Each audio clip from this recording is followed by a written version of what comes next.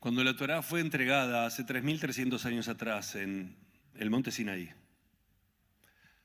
no se trató solo y apenas de un hecho histórico que uno recuerda, sino en un punto de inflexión en el tiempo y en la humanidad. La Torá fue entregada aquella noche en la cima del monte Sinaí, pero desde ese momento fue un manantial que siguió regando los tiempos y las generaciones hasta este momento. Y nos ha demostrado a lo largo de los siglos, que el Sinaí no es un monte en algún desierto, sino que es una concepción, un lugar al que alcanzar, un espacio en el alma al que abrir para sentir la lluvia de Brajot que de allí salen transformadas en ese manantial. Y saben, esto sucedió tanto para el pueblo judío como para el mundo entero. Hay una forma hermosa en donde el rabino Kushner, Zichrono Libraja, nos enseña qué es la Torá para el pueblo judío. Para el pueblo judío la Torá es como una carta que un enamorado le envía al amor de su vida. Cuando uno está profundamente enamorado y recibe una carta, se queda leyendo, ¿por qué me puso te quiero y no te amo? ¿Por qué los 3 puntitos después del te quiero? ¿Por qué el corazón? ¿Por qué no el corazón? ¿Por qué pintado de azul? Cada punto, cada coma se transforma en una duda, en una pregunta, en 1.000.000 de interpretaciones. Eso es la Torá para el pueblo judío. A lo largo de los siglos, cada punto, cada coma, cada silencio, cada párrafo se transforma en una carta de amor a descifrar, a bucear y a buscar el sentido para cada generación. Es por eso que no sucedió una vez, siguió sucediendo todo el tiempo el Sinaí. Ahora, no solamente para el pueblo judío, sino para la civilización, para la humanidad. Porque en ese momento lo que se fijó es una vara acerca de la moralidad que tiene que existir en el universo. La declamación de los 10 mandamientos fue la brújula ética que la humanidad alcanzó y que de allí nunca terminó. El decir no matar, no robar, no engañar, no mentir en un juicio, respetar a los padres, respetar a la dimensión de lo sagrado, no codiciar, se transformó en una brújula, en un manual acerca de cómo construir una sociedad ética con estos valores que no podemos negociar como humanidad. Es más, nos dice el Midrash que en el momento donde se entregó la Torá, el viento dejó de soplar en todo el mundo. Los árboles dejaron de hacer ruido con sus ramas y sus hojas.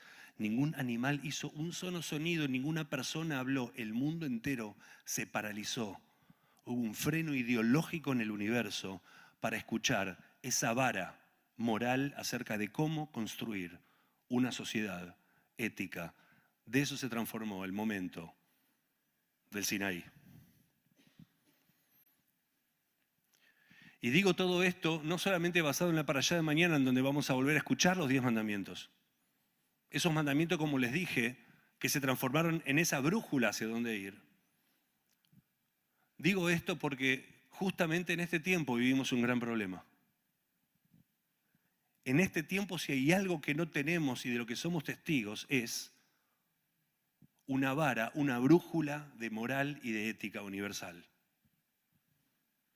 Y está en la crisis que lo peor de lo malo se cuela entre las grietas y termina transformándose en bueno para muchos.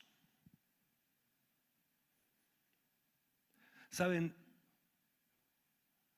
Sucedió hace como 80 años algo parecido en relación a poner un stop, un freno en relación a la moral de la humanidad.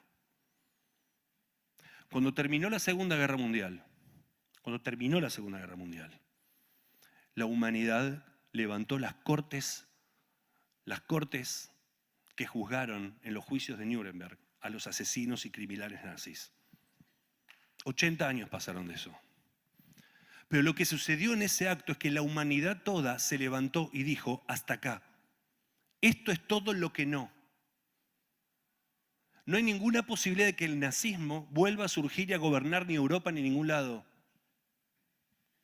La humanidad levantó cortes judiciales y al verlos, al ver a esos criminales y asesinos sentados en el banquillo de los acusados, siendo juzgados, siendo acusados, confesando los crímenes más horrorosos, la humanidad toda dijo, hasta acá, esto es todo lo que está mal y nunca más puede volver a reinar el nazismo en el mundo.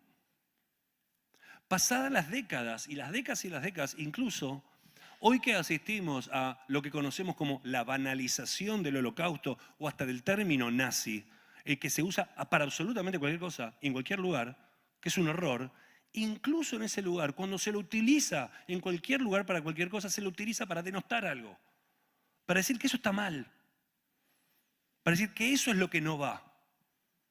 Desnazificamos conceptualmente, con sus símbolos, con sus gestos, con sus textos, a la humanidad, porque descubrimos como humanidad, y toda la corte de la humanidad lo juzgó, dijo, esto es todo lo que está mal, y no lo vamos a volver a cruzar.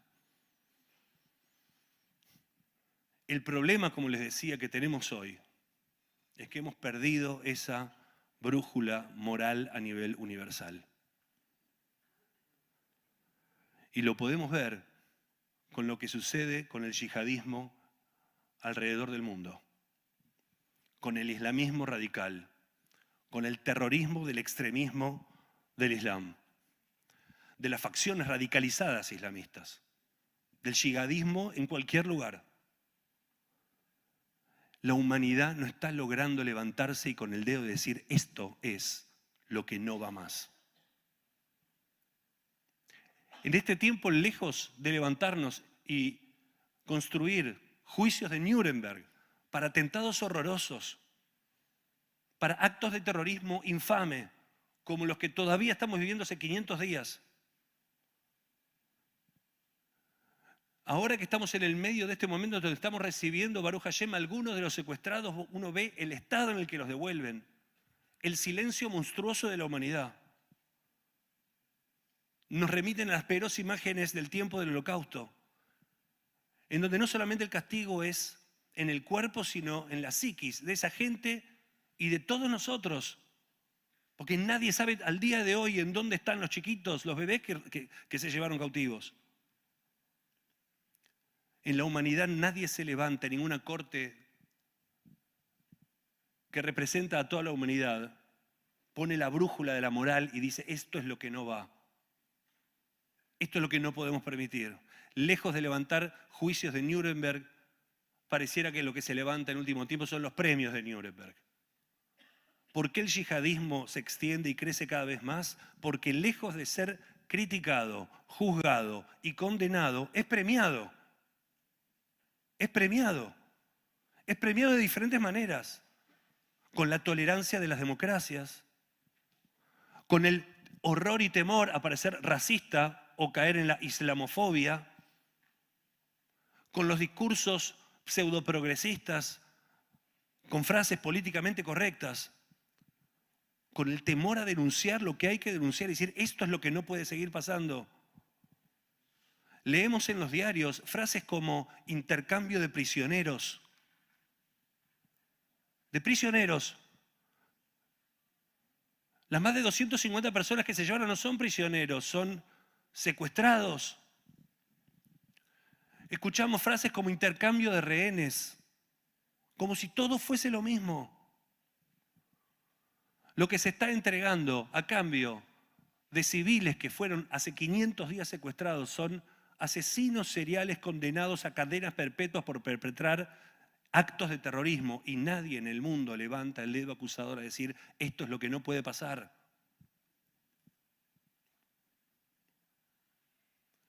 Al yihadismo lo único que se hace lejos de condenarlo es premiarlo. Y no solamente con tolerancia, no solamente con palabras amorosas y democracia, sino con billones y billones y billones de dólares. Porque a cada destrucción, al poner a sus civiles al frente, los premian con millones y millones de dólares para volver a construir ninguna nueva ciudad, sino más túneles. ¿Cómo no se va a extender el yihadismo si a cambio de cada acto de horror solamente reciben nuevos premios? Después de la Segunda Guerra Mundial se levantaron instituciones justamente para que los horrores de la Segunda Guerra no se repitan. Entre ellos, las Naciones Unidas. Y uno se pregunta en este marco,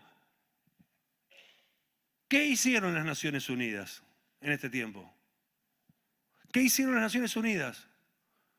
Lo único que hizo las Naciones Unidas en los últimos largos años es criticar, judicializar y acusar con el dedo al único y minúsculo país democrático que sufre en todos sus rincones actos de terrorismo, a Israel.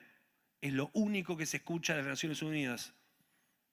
La crítica sistemática a Israel, el único país que es continuamente bombardeado desde el norte hasta el sur. Y nunca una condena. ¿Qué es lo que hizo las Naciones Unidas en este tiempo?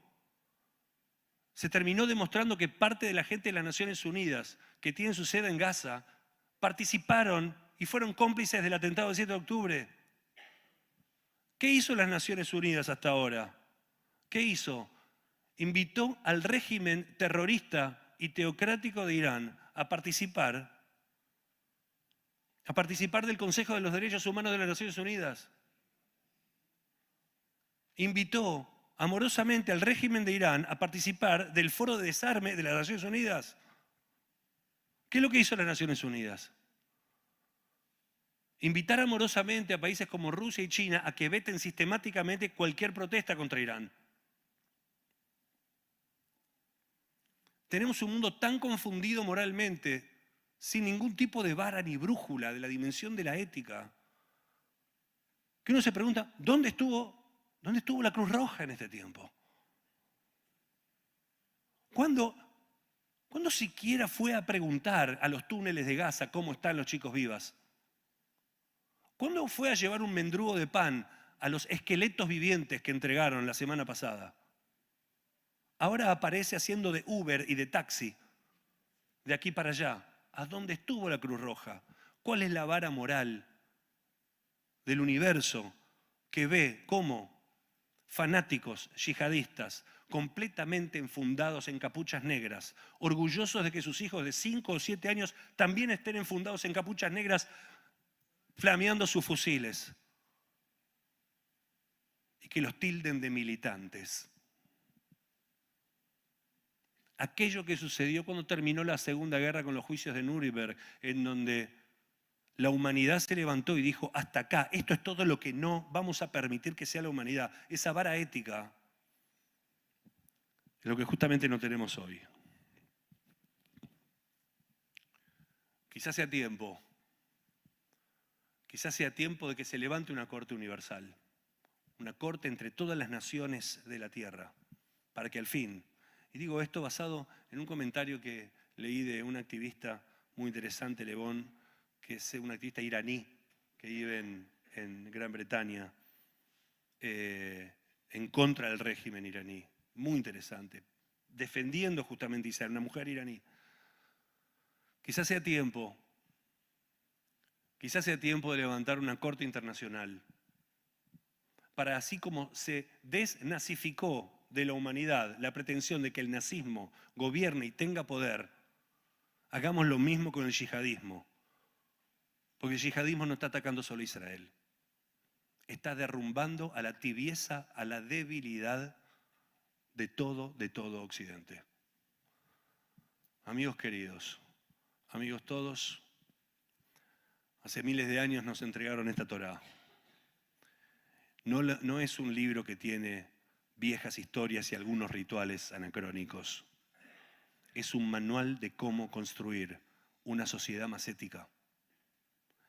Nos la entregaron desde el cielo. ¿Pero para qué? Para que nosotros, para que cada uno traiga ese pedazo de cielo aquí, a esta tierra. Shabbat Shalom a todos. Nos ponemos de pie, por favor, para Aleinu.